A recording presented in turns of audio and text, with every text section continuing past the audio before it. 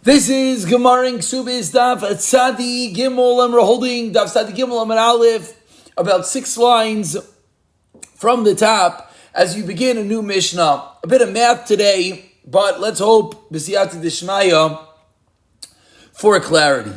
Says the Mishnah, Misha Yanasi Shalish Nashim. Back in a world that one is able to have multiple wives, so this man is married to 3 different women, Umeis, and then he is Nifter. And now the following are the details of each of the wives. Kesubos shalzu mana, v'shalzu masayim, v'shalzu shalish meos. 3 wives, 3 different kesubas. 100, 200, and a 300 zuz kesuba. And of course, v'in sham elamana. His estate is only 100 zuz. So now we have 3 women who are claiming 3 kesubas, totaling 600 zuz. And this man only left over 100 zuz. What do? Says the Mishnah, Cholkim Mishaveh. We divide it equally. Case number 1. Continues the Mishnah, case number 2. Hayisham Masayim. Let's say he left over 200 zuz. In the same scenario of a 300, 200, 100 breakup, 600 zuz necessary, but he only has 200. What do we do right now? So Shalmana no tells Chamish. The one of 100 takes 50. Shalmasayim shal shalosh meos. Shloisha shalzav. The one of 200, the one of 300 takes 3 gold dinars each, which is, each dinar is 25 zuz, so 75 zuz, so 75, 50. Now exactly the reason why it's being broken up this way, we're going to have to see in the Gemara. Hayishab shalosh meos. But let's say this man's estate was worth 300. Then Shalmana no tells Chamish. She still takes 50. Shalmasayim now takes mana. V'shal shalish meos. Shisha sal zav takes 6 zav worth, which is 150 zuz. V'chein, and similarly ends the Mishnah. Gimel sheitilu lekis. 3 people deposited money into a fund. 3 people go into a business venture together. Pichas oyoisiroi kachein cholkim. If there's a loss or a profit, that is how they split it up. So we have 3 basic cases in the Mishnah, and then the Mishnah teaching us the same thing is going to be in the scenario of 3 people investing together. So says the Gemara, let's try to understand the Mishnah. Meaning, the first case of the Mishnah, that Cholkim B'Shavon is only 100, that I understand. Because we have 3 women. Each one has equal rights to these 100 zuz. As the first wife's ksuba is 100, the second 200, the third 300. So each one has at least 100. So all 3 have rights to the first 100 zuz. So they split it up 3 ways, 25, 33 and a third apiece. However, in case number 2, in which the division ended up being 50, 75, asks the Gemara, why is that the case? Shalmana no tells Chamishin tlasin tlasav tilsa udeisla. Ask the Gemara, why does the woman with $100 ksuba, why let us call it dollars or zuz? Why does the woman with 100 ksuba, why does she take 50? She really should take 33 and a third. Meaning, what should we do?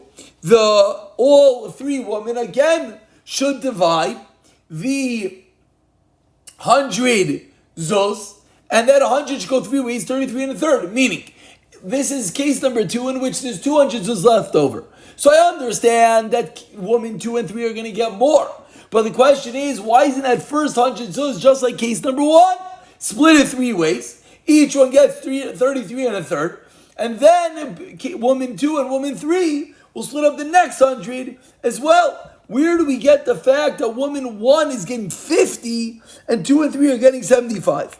Explains the Gemara, Amar Shmuel, Kesubos balos masayim Kesubos balos masayim balos mana.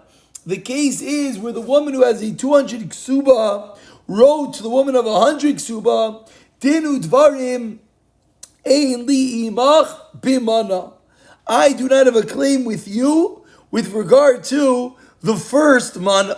So the second woman effectively removed herself from the first mana. So now that first 100 is not being split up 3 ways, it's only being split up 2 ways. That's the reason why the first woman gets 50. And woman 2 and 3 are going to split the rest. thereby each of them getting 75. Asks the Gemara, assuming, as Gemaras always assume, that if case 2 is where she wrote the 200 zuz, wrote to the 100 zuz, I don't have anything to do with you, the Gemara assumes that case 3 should be the same. Iachi asks the Gemara, Ema Seiva Shamasai Meshal Shalish, Me'ais Shalish Shalish Alzav. Case number 3 said that's a 200 and 300 one. Each one takes 150. Ask the Gemara, Teima Allah, Hasal Gizdav Shachmina. Why doesn't she say, why does the 300 zuz say, you removed yourself from the first mana, and therefore you should not get anything for that first mana. So the first mana should be 50 to the 100, 50 to the 300. And now the second woman should only receive 50, which is half of the second mana, and that's it. Why did the Mishnah in case number 3 teach us that woman 2 and woman 3 are splitting the entire estate equally, and they're each getting 150?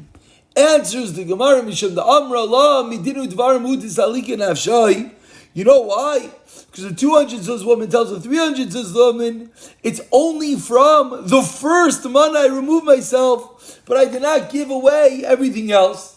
And it's true that in that first mana I remove myself, but because there was a full 300 zuz left over, after that first mana is split up between woman 3 and woman 1, now there's 200 zuz left over, and I get equal share in that. And that is the reason why I'm going to get the same 150 from that 200. You're going to get 100 plus the original 50 of the first 100.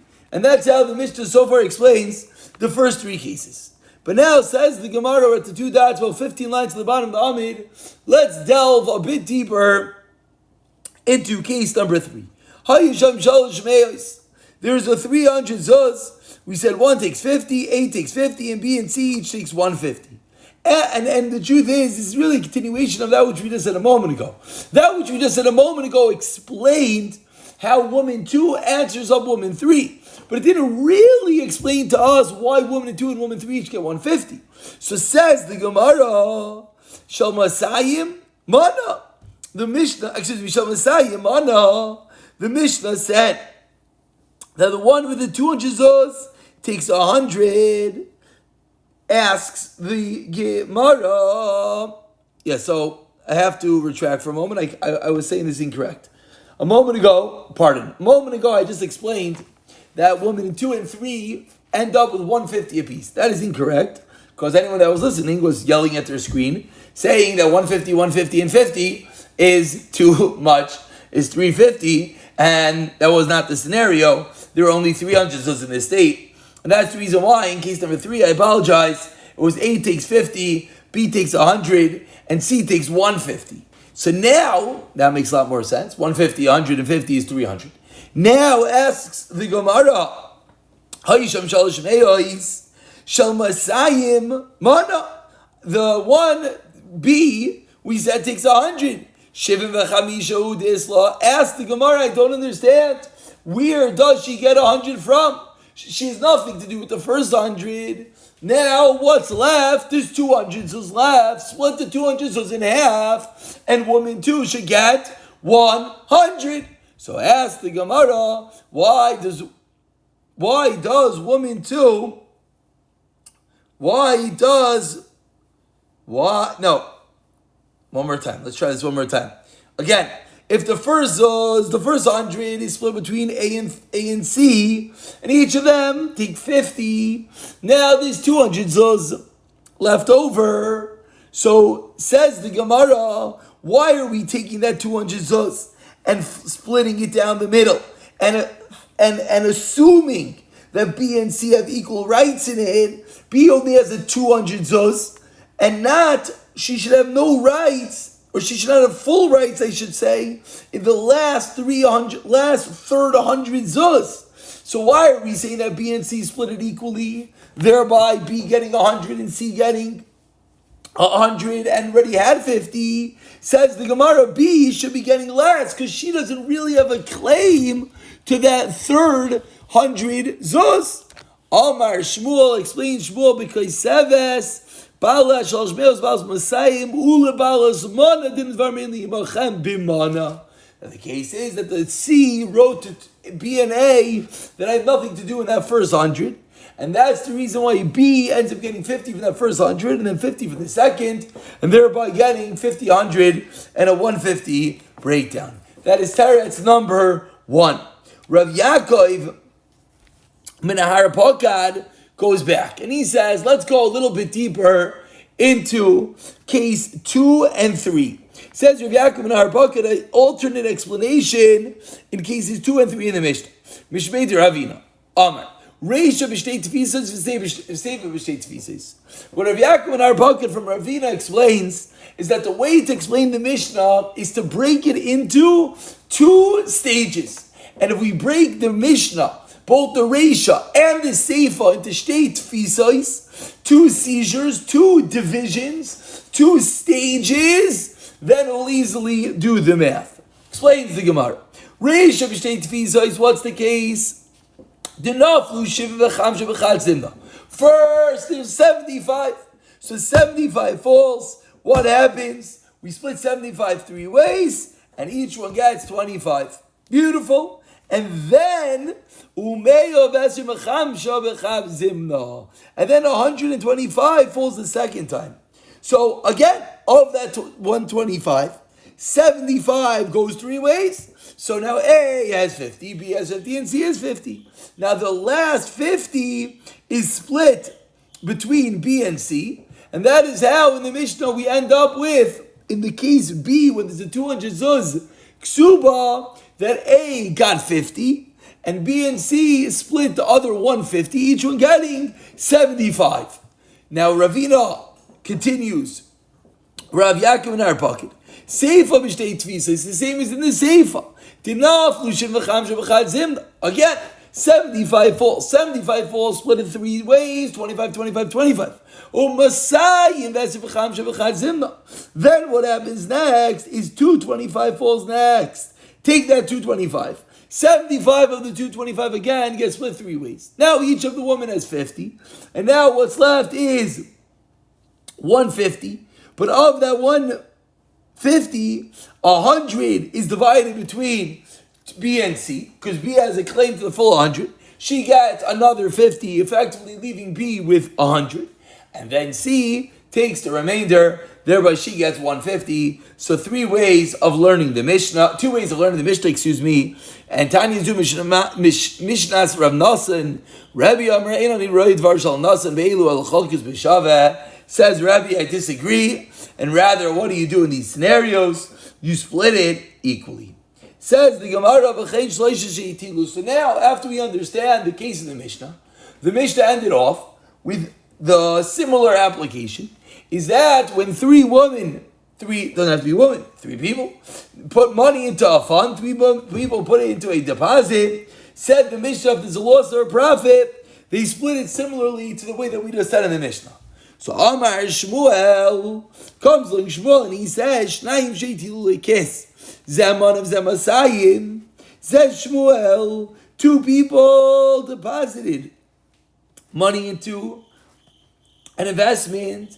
Zaman of zamasayim. This one 200, this one 100. As we turn over to Sadi Gimel Amid Beis, says Shmuel, what's the din aschar laemsa? They split the profit. So says Rab, if Shmuel's discussing a case where 2 people went into business to buy a shar, an axe, and charisha to plow, and the axe is still being used to plow, then I understand the din of Shmuel that they split the profits equally, because the animal is still intact to use for the uses they want. But in a scenario that they purchased the shar to plow, but then the shar got nice and fat and they decided they're going to sell it for slaughter, then Rabbi says, because you're now taking the actual animal and splitting it up, now they each take according to the amount that they invested. Rav Hamnuna Amar, says Rav Hamnuna, 5 lines down, so the Gilman base. Rav Hamnuna disagrees, and he says in all scenarios, even when they're slaughtering the ox, still, says Rav Huna, we split it down the middle, we split the profits. Not we split it according to their investment. So Meisvei asked the Gemara, Shnayim she'etilu lekizem, one of them asayim. Two people put money into the kiss. Zeman of Zemasayim. This should sound familiar as Char Le'emsa. Says the price you split it. My lab, says the Gemara, seemingly this is a case that they bought the ox to plow and now they're selling it. They're slaughtering it. And yet the Brisa said, Aschar Le'emsa, a straight up kasha and Rabbah, who said that in this case, when they're slaughtering it, that they would split it according to the amount they invested. Answers the Gemara, the Charish is still being used for plowing. Avol, the Gemara is medayik, but let's say indeed they are slaughtering it. Seemingly, then we can imply that in such a scenario, that they would indeed be slaughtering it. The Brisa would be teaching us that what would you do in that case? They would each take according to the amount that they put in. Adetani Seifa, says the Gemara, for the fact that the Seifa of that Brisa says, if each one bought their own animals, some healthy and some not such healthy animals, when they got mixed up, the Brisa said that in a scenario, not that they invested cash together, but rather each one had their own ox and they got mixed up. The halacha is that they split it up according to the value that they invested. But based on the way that we're explaining, the way that we're explaining, the Brisa, we should differentiate it. But says the Gemara that what are we referring to when it's shar lecharisha and they're actually still plowing with it? Says the Gemara we should have differentiated within the Brisa itself. And answers the Gemara. Having some highlighting issues over here. 1 second. Answers the Gemara. Hachinami ka'amar. This is indeed how you read the Brisa.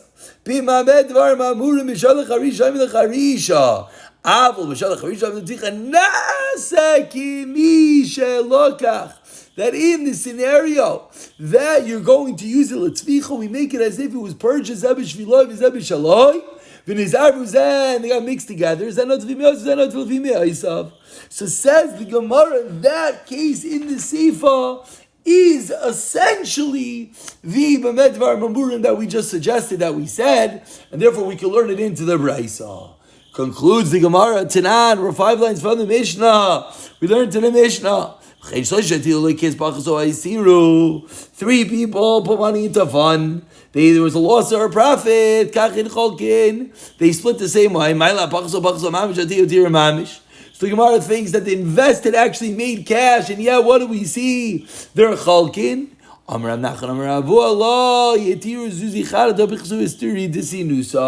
Doesn't mean there was a real profit. What does it mean, a profit? What does it mean, a loss? The profit means that they bought new coins, but the original coins are still intact. Or a loss means that the coins are not in circulation, they can use it for healing purposes, and that's the reason why it is no kasha. And we're going to leave this Mishnah, as this Mishnah is going to take us all the way into tomorrow's Daf in Mirza Hashem.